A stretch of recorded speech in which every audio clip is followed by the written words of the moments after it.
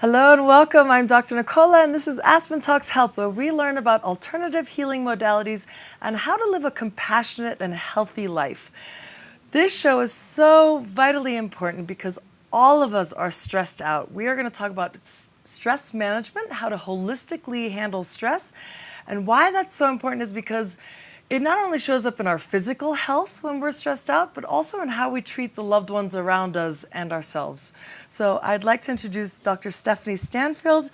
She is a Ph.D. in energy medicine. She has researched what stress does to people's lives and their relationships. She also has a doctorate in theology, in spiritual counseling, and is the author of Shake Stress, Master Wellness. Welcome, Stephanie. Thank you so much for having me. It's a pleasure being here. I'm very excited to have you on the show. So let's just start with your message. Why do you do what you do? I do what I do because it's important for me for people to live the very best life possible. And stress is so insidious and it sneaks into our life in various ways. Usually shows up along the timeline of age in diseases and ill health, and there's a lot we can do to prevent those things from happening. So the sooner we get stress management under our belt and do it daily and regularly, the better off people are. Yeah, it's so true. I don't think people realize how much their bodies are under stress anymore. I think things like EMF exposure, just in your bedroom alone, if you turned your cell phone on, for example, it blows my mind that you have 8 to 15 possible Wi-Fis going through your bedroom. That's energy bombarding you. Yes. Right? And right. So let's talk about the different types of stress. There are several different types of stress, and there's mental stress, emotional stress, physical stress, environmental stress, and spiritual stress. Okay. And sometimes you can be working with all or none depending on what's going on in your life at any point in time. Right. So can we go through each one? What shows up in mental stress, for example? Well, I take a holistic approach, Yeah. and I like to explain to people that we're as well organized energetically as we are physiologically. Mm. So if you understand the chakra system, are you familiar with the chakra system? Okay. So your base chakra is actually a nerve plexus in your physical body. Okay. Your sacral chakra is also a nerve plexus. We even call this the solar plexus chakra. And all plexus means is like an intersection of nerves. Okay. Then we have your heart chakra, your throat chakra, your brow chakra, and your crown chakra. Each of these relate to more physical, more emotional, more physical, and more spiritual aspects. And then you have the environmental stresses like the EMFs you just mentioned, or the toxic people in the workplace, or those types of things. Right. And they can influence your auric field. So your first chakra is closest to your auric field, and it's more associated with physical. Okay. Then you have mental and emotional and spiritual bodies in your auric field as well. The interesting thing is stress can come in through any of those fields and get stuck or stopped. But usually by the time something becomes physical, it has moved through your auric field and been a problem for a while. So the sooner you notice what's going on and you become aware, that's one of the 4 self-healing skills, you can change it. Makes so much sense because, for example, disease can take years to develop, and that might be from those stressors that kind of, you let it go deep into your system and then it gets locked in there. It gets locked in there, yes. Interesting. Yeah, I think nutrition is also a big one. Not getting adequate, and also getting so many of the toxins that are now being introduced in our food systems, the preservatives, the pesticides. Yes. Our bodies are not accustomed to dealing with that level. No. And the information that's now starting to come out is even organic foods have traces of pesticides because it's in the water. And it's not only in the United States. Countries all over the world are using pesticides that are infiltrating our water system. Right. It's true. It's really scary what our bodies have to deal with. Yes. So explain the 5 stressors. That's a little different. Let's talk a little bit about what stress is. Okay, please. Okay. Most people will say, I'm feeling stressed. Have you said that before? Sure. I'm feeling stressed. Yeah. Oh my gosh, this stress is getting to me. but we're not really sure what the meaning of stress is. There's a man named Dr. Hans Selye, and he's a premier stress researcher. And he studied it under various different conditions. And he determined that the definition of stress is simply the demand for change placed on an organism. It's called the adaptive demand placed on an organism. So you think of this, you put a cell in a petri dish with toxins on one side of it. That cell becomes stressed and moves away from the toxins. You put a cell in a petri dish with nutrients, the cell becomes comfortable and moves towards the nutrients. Interesting. Both of those are a sign of an adaptive demand placed on a single organism. Well, we're trillions of cells. Right. And our thoughts, our emotions, all of those types of things play into what we are experiencing as a stress level at any point in our lives. That's why I say there's so many kinds of stress. And the 5 serious stressors are things like not monitoring your thoughts and letting your thoughts go crazy, avoiding peace. I was in a situation recently and everyone was just kind of, oh, and I kept thinking, how can I find my peace through this? How can I find my peace through this? I like the question. And eventually everyone else got sick. There's a flu bug or something going around, and I'm staying pretty healthy throughout all of this. And it's very interesting because instead of buying into the drama of what's going on and the runaway emotions, Yes. I'm finding my peace. And I keep coming back to, how can I find my peace? How can I find my peace? So drama, and in one of my blog talk radio shows that I used to do, I talk about the elements of drama, things like a shortening time bomb or timeline and all of those types of things. So drama is a huge type of stress, and that's more mental. Yeah. What do you mean shortening timeline? I didn't understand. Okay, so if you watch any kind of drama show, Yeah. they have a bomb going off in 3 seconds and you have to cut the wire, and it creates an intensity and a level of buy-in and emotion that are actually harmful to you, and they're not doing you any good. Right. But you watch those shows anyway. And the shortening timeline can be an incentive to get things done or an incentive to just not even do them and walk away and feel overwhelmed. Got it. Okay. That Okay, makes so a sense. shortening timeline is an element of drama. Information is an element of drama. If people don't give you all of the information that you need, you can experience stress. So say you have a relative coming into Aspen, right? Yeah. And you say, okay, I'll check the weather, I'll figure out what's going on, and you think you have everything lined up, and then you realize you don't know the day and time that the airplane's coming in. And you're not sure how to contact her because what if she's on the airplane and she can't get your message and those types of things. That creates a stress because there's missing information. Yeah. So information can create stress. There's all kinds of interesting dynamics in how we create our stress. Yeah.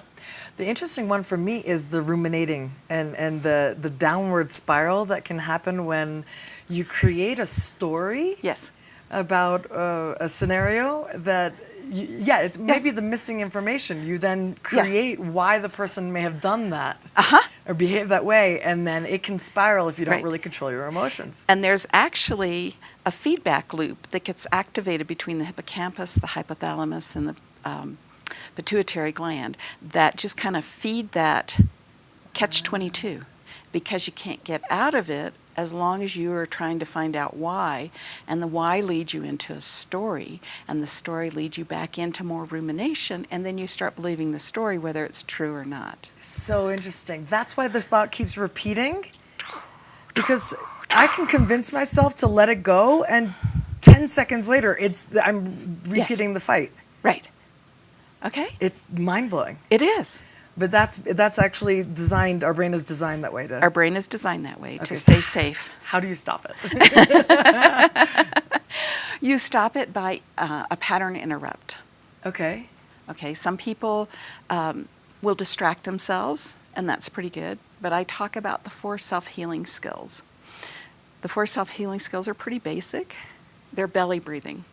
So when you start belly breathing, You shift out of the sympathetic activity that's keeping you in that habituated rumination and the feedback loop.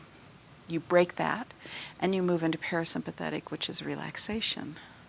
Right. Belly breathing shifts you out of the stress activity into the relaxation activity. Love that. I'll talk about the nervous system in just a second, okay? The second self-healing skill is what we're doing here. Drink a little water. The physical stress might be that you're hungry, you're thirsty, you're tired, and it'll keep you in a habituated pattern because that's familiar.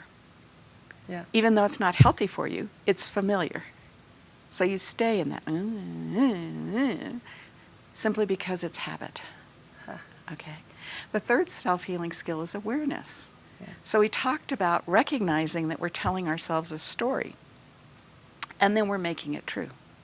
Right. We're starting to assimilate facts and all kinds of things to make that story true. That's what our brain does. Yeah. You could ask yourself a question. A pattern interrupt is great with a question. Is this story true? Yes. Well, no.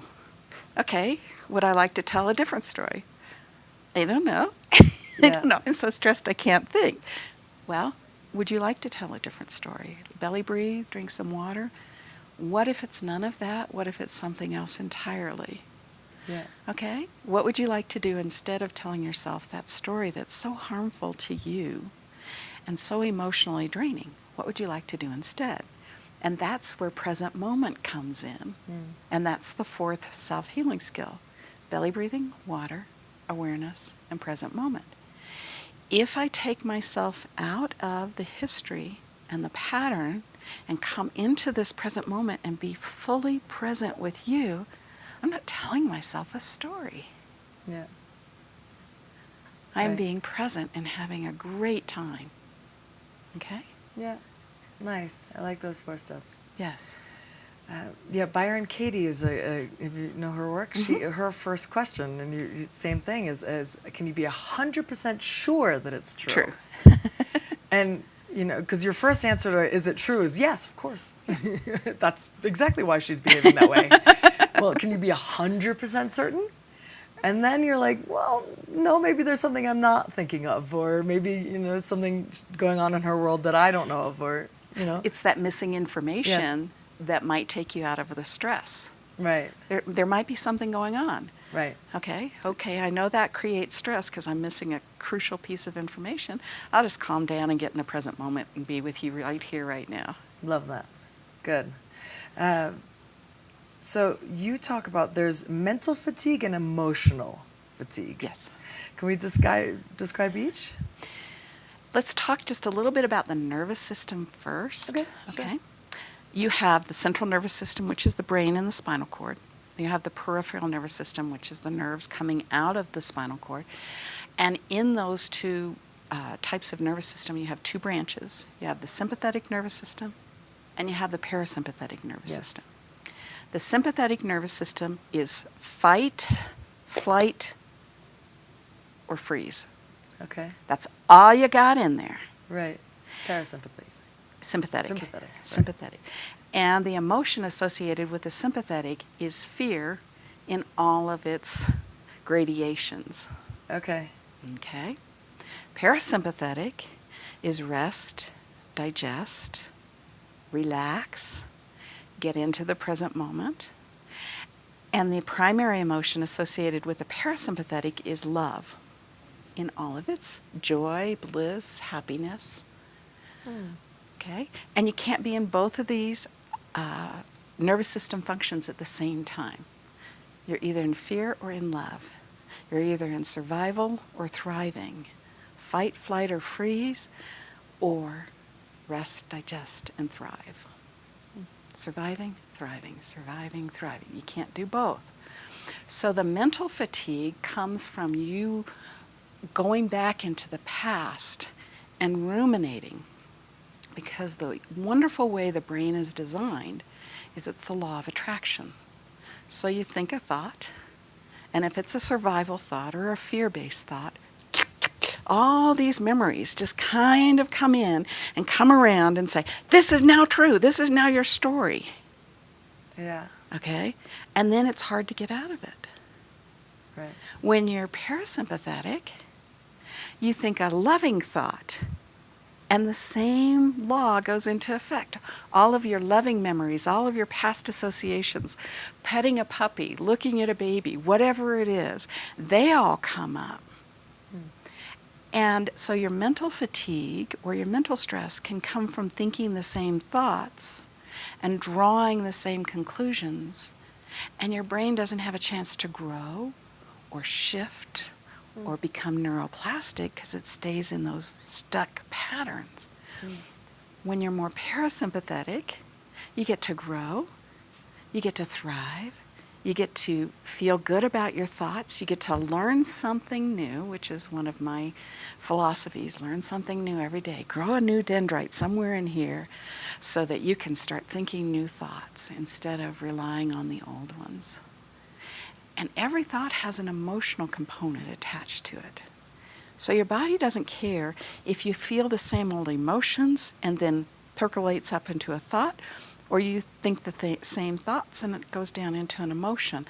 The exhaustion comes from doing the same thing over and over again with no relief. I can totally see that. So when you say learn something new, does it have to be a new instrument, or can it just be reading an article? Define that a little bit. It can be anything. Your brain loves to learn. Right. Okay? Doesn't matter if it's doing a crossword puzzle and answering a question you've never answered before. Okay. Or reading an article, or doing some research on something, or listening. I just listened to an interview with a man named Dawson Church, and he's an alumni from my Holos University, and he's big into emotion freedom technique and tapping, which is one of the things I use with my clients.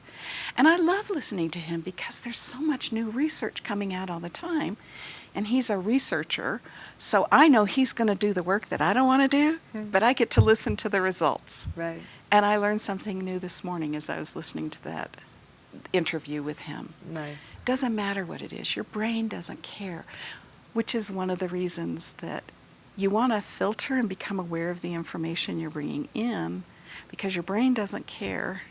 It won't analyze the quality. That's your job. Got it. Okay? Nice. And then the difference between then the mental fatigue and emotional fatigue? They're usually highly linked. Mental fatigue is thinking the same thought. This is really scary. This is really scary. I can't do the interview. I'm too scared. This is really scary. But a lot of times we've mislabeled an emotion like scary. So I don't know if you were ever a little child, but I've had the opportunity now to be a grandparent and kind of learn from my mistakes. Nice. But I love taking my grandson up to the caverns and the rides up there.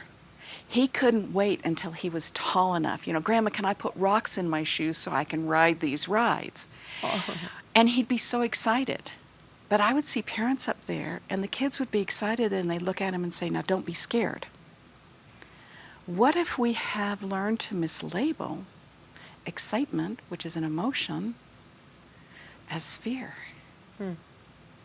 Now, this little kid knows very little fear. We couldn't wait for the Mind Drop ride to open, and we rode it like 7 times. And there were kids that wouldn't ride it, and then other kids that rode it once and wouldn't get back on it because they were too scared. He's going, this is great fun. Let's do it again. Okay, we're back on there. So how do you prevent that as a parent? It's an educational dynamic to not try to tell your kids what they're feeling, but talk to them and see what they think they're feeling. That leads into the other dynamic of change a word, change your life. Yes. Okay? If I continually say, Dr. Nicola, I'm worried about, I'm worried about, I'm worried about, guess what I'm telling myself to do? Worry. Yes! What if you change the word worry to curious? I'm curious about. I'm interested in. It's going to be fun to figure it out. I'm curious instead of I'm worried. Change your word, change your life. Curious is parasympathetic. Growth, love, expansion, learning. Worried, sympathetic. Fear, concern, no changing, no growing, no learning. Because you can't learn if you're surviving. Yeah. Makes so much sense. What are some other words? There must be some other trigger ones. Well, some very sympathetic words are words like always and never. Okay. I always get stuck in thinking the same thing over and over again. Okay, you're telling your nervous system, always get stuck in this, and your nervous system goes, okay, Yeah. I can do that. I'm used to that. That's a habit. I do that all the time anyway. I'm comfortable with that. If you say, once in a while, I like to see a different aspect of something, your nervous system kind of goes, wait, what is this? So sympathetic words are words like always and never. Very constrictive, constraining, no expansion, fearful. Yeah. Once in a while, sometimes, occasionally, every so often. Yeah. Feel Makes the sense. difference? Yeah. Even the vibration are different. When I say always, you kind of go, oh, and then once in a while, okay, Yeah. It's more open. yes, Huh. more Interesting. possibility. Any others that you want to share? Those are two that Those are come, two main. right into the Yeah. brain. Worried or emotional words, I'm scared, Yeah. instead of I'm curious or I wonder what's happening. So when I get nervous before the show, I can say I'm curious about. Yes, I'm curious about my guest. I'm curious how the show's going to be. A metaphor for worry is, say you're going to take a trip in 2 weeks or do a show in 2 weeks, and you call up and you reserve a room in a hotel, and the hotel person says, okay, in order to reserve this room, I need you to send me $5 right now, and you don't get it back, and it doesn't apply to the cost of your room. And you go, okay, because I'm worried about it. I want to make sure that I have a room. So then you call him the next day and you say, is my reservation still active? Yes, please, send me $5. It's a useless expenditure of energy that doesn't benefit you in any way, but you're spending it anyway with worry. Right. Right. Okay? Yeah. It's spending time worrying about something that may or may Not not happen. And if it does happen, then you can find the recourse at that point. Right. Yeah. Absolutely, because the recourse is usually different than the story you've been telling yourself. Right. Yeah. So, Very interesting.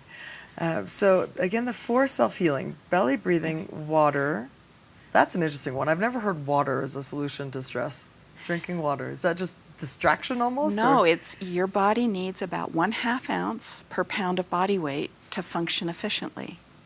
So think of it as like a car engine. If you don't have enough water in your radiator, I'm drinking my water now. your car overheats, right? And it doesn't function well. Interesting. Yeah. And makes your sense. brain is a water hog. If it doesn't have enough water, you start getting cloudy thinking, you start getting headaches, you start feeling a little, okay? Yeah. Love it. One of my tricks for awareness, well, it's actually something I learned from a Authentic Living is a coaching program that Beth and Lindsay in the Valley do. Mm-hmm. And the main lesson I got out of it was that any scenario that happens to you could also actually be in service to you. Yes. So to shift from being fearful or in a place of resistance to what's going on, if you could just ask the question, how is this actually in service? Yes. How is my kid screaming in service to me? Yes. Well, it's allowing me to then find some patience and find my inner source of calm and peace and to teach how to stay in that space, even in a stressful environment. Or, Absolutely, yes. right? There's yes. always opportunities to practice patience, is Yes. what I like to say. Infinite possibilities until we make a decision. Once we make a decision, the possibilities collapse and the universe conspires on your behalf to have that happen in your life. Yeah. Whether it's a decision in your benefit or detriment, the universe doesn't care. If you've made that decision, possibilities collapse. But once you've taken that action, possibilities open up again. Yeah. And then they collapse, and I saw Deepak Chopra do this in person on stage one time, and I could almost envision the possibilities collapsing into this present moment and then opening up again as soon as an action is taken. Huh. Nice. Yes. I love that. All right, we're down to the last couple of minutes. Tell us about your coaching program, please. I have an online coaching program Yes. that was based on my doctoral dissertation. Okay. So I think I'm one of the few coaches that actually has research backing the efficacy of the coaching program that I do. In 19 of 21 categories of measurement, we had statistically significant improvements, not only 3 months out, but 6 months out. Wonderful. So people who coach with me feel better, which was the highest category of improvement. They have more energy. They have less pain. They spend less time in stressful situations. And we never know what we prevent, but a lot of people that took my program in the study, which was back in 2000, come up to me today and say, I'm not sure that I would be living the life I'm living if I hadn't taken your program. Wow. That's a beautiful compliment. Yes. Nice to have such a nice impact. Yes. Good for you. How can people find you? My website is www.makingshiftshappen.com. Wonderful. On there they can take a survey about their stress, Nice. but they can also get directly in touch with me and find out more. Wonderful. Actually, I had one more question. You did was it a master's or PhD in spiritual counseling? Mm-hmm. I find that fascinating. What was one major lesson that you learned in that area? Oh my gosh, there were so many. I know, I'm sure. I worked with a man named Dr. Norm Shealy, and he worked with a medical intuitive named Carolyn Mace, and she's probably more well-known than he is. But what came out of all of that is trust. If I had to consolidate my 4 years of study, because I did a dual track, it would be trust, receive, and trust your knowing, trust your intuition. Trust intuition, that's a big one. Yeah. Wonderful. Oh, I'm so grateful that you're on the show. You also have that book. We'll put up a screenshot of that so people can find that. And we'll add that information to aspentalkshealth.com. We'll put all your contact information on how people access your program and your book. And that was wonderful. Thank you so much. Thank you so Stephanie. much for having me on this show. I really appreciate it. It's a pleasure getting to meet you. My pleasure, absolutely. Thank you. Yes. Thanks for tuning in, guys. I hope that helped.